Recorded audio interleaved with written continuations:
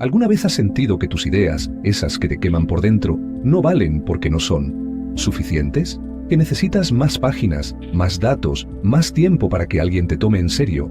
Bueno, prepárate, porque hoy vamos a destrozar esa creencia. Si eres como yo, de los que buscan la chispa en lo inesperado, de los que creen que una sola idea puede encender una revolución, quédate, porque te voy a contar una historia que parece ficción, pero es tan real como el aire que respiras. La historia de un hombre, John Nash, y de cómo 26 míseras páginas no solo cambiaron su vida, sino que reconfiguraron el tablero de juego de la humanidad. Piensa en esto. ¿Cómo tomas decisiones cuando cada elección tuya afecta a otros y las elecciones de otros te afectan a ti? Parece un rompecabezas imposible, ¿verdad?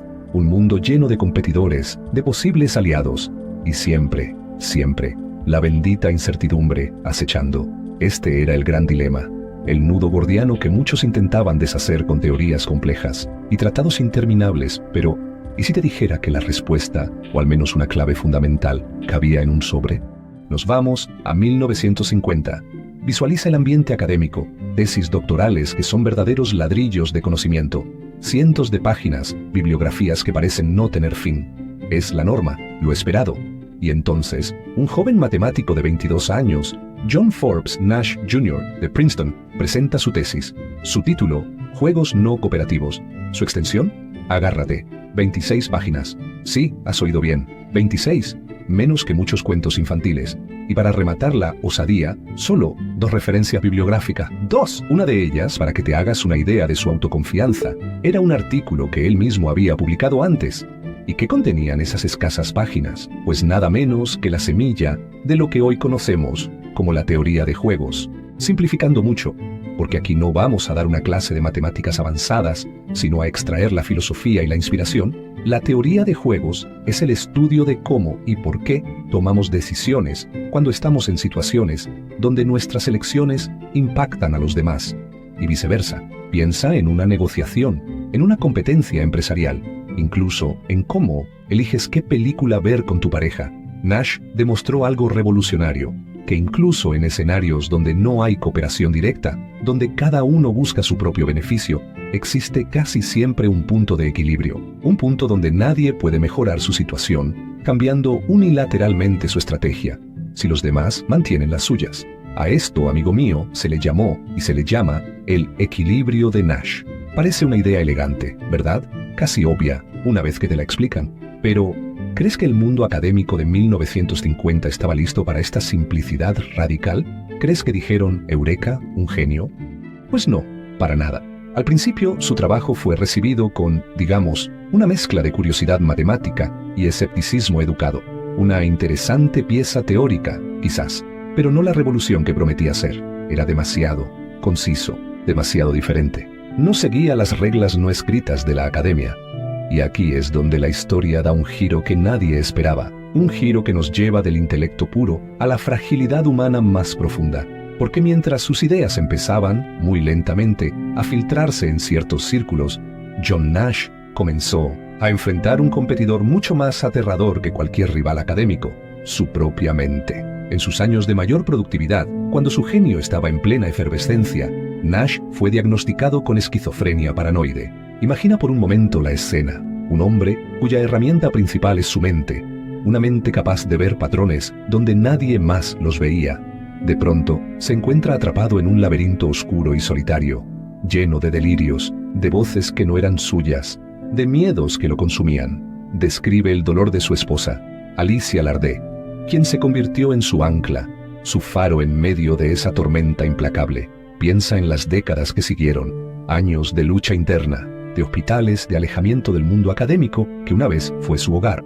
Su mente brillante, la que había concebido una teoría para entender la estrategia humana, ahora jugaba en su contra. Es como si el arquitecto del laberinto más complejo se hubiera perdido dentro de su propia creación. ¿Te imaginas la ironía?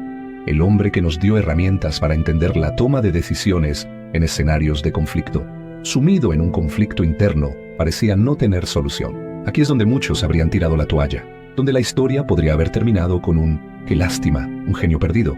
Pero, ¿recuerdas esas 26 páginas? Esas ideas que parecían olvidadas, ¿realmente lo estaban? o estaban como semillas bajo tierra, esperando el momento adecuado para germinar con una fuerza imparable?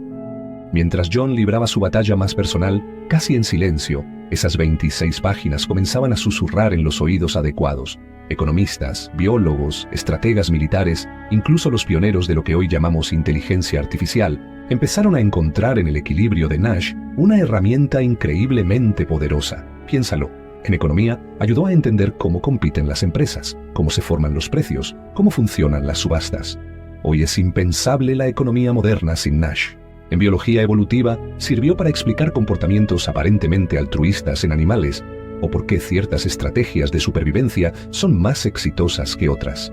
¿Cooperar o competir? Nash dio un marco para entenderlo.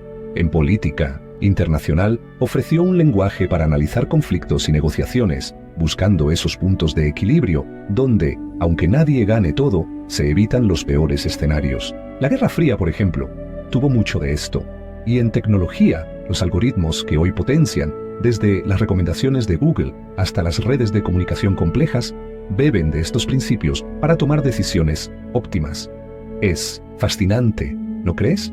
Una idea nacida en la mente de un joven, en solo 26 páginas, extendiendo sus raíces en campos que él quizás ni imaginó inicialmente. Pero mientras su teoría florecía en el mundo exterior, ¿qué pasaba con John? Lucha contra la esquizofrenia fue larga y ardua.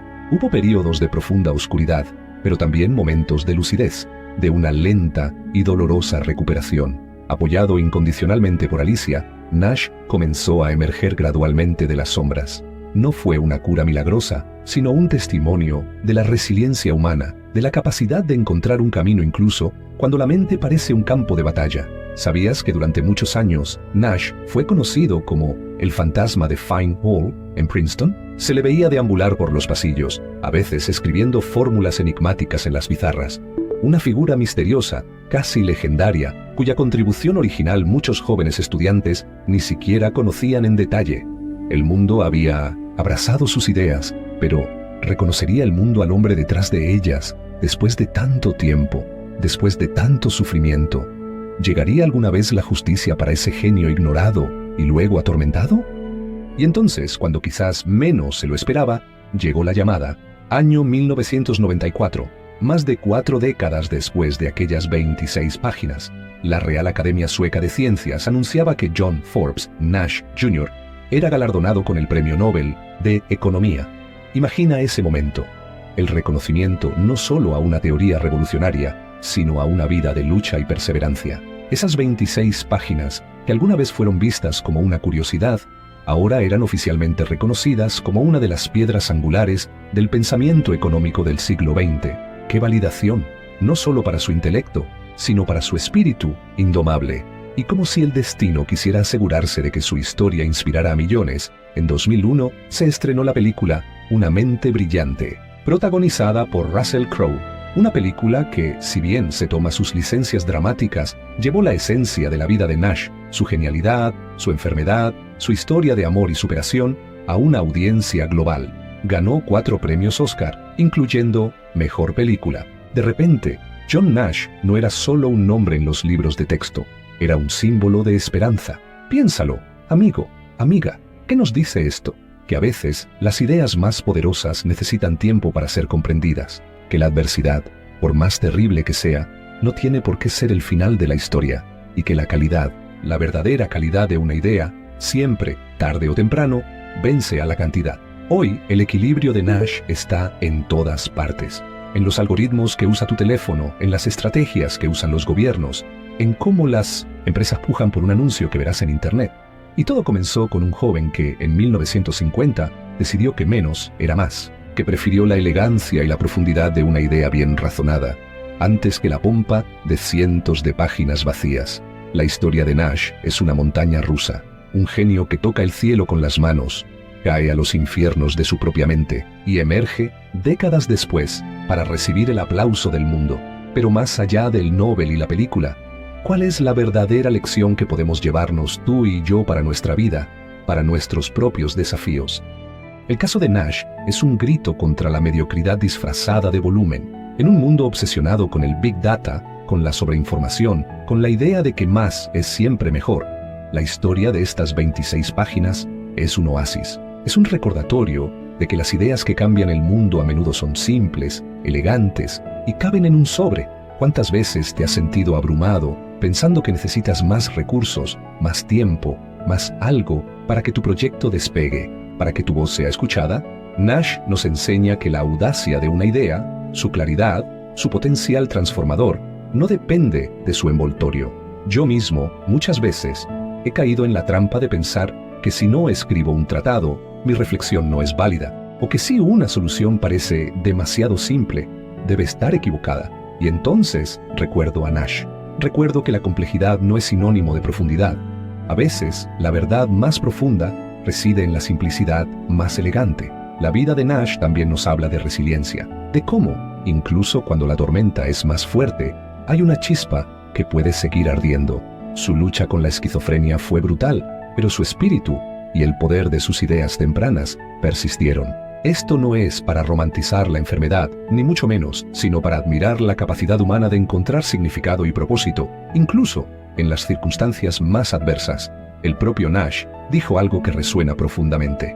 Lo que más me importa es el razonamiento. Las ideas son efímeras, pero un buen razonamiento perdura. Y vaya si su razonamiento ha perdurado. Así que la próxima vez que dudes de esa idea que te ronda la cabeza, esa que te parece demasiado pequeña, demasiado simple, demasiado poca cosa para marcar la diferencia, recuerda a John Nash. Recuerda sus 26 páginas. Tu tesis puede no ser sobre matemáticas. Puede ser un proyecto, una conversación difícil que necesitas tener, una decisión valiente, un cambio en tu rutina. Pero si está bien razonada, si nace de una convicción profunda, tiene el potencial de ser tu propia revolución. El mundo necesita tus 26 páginas.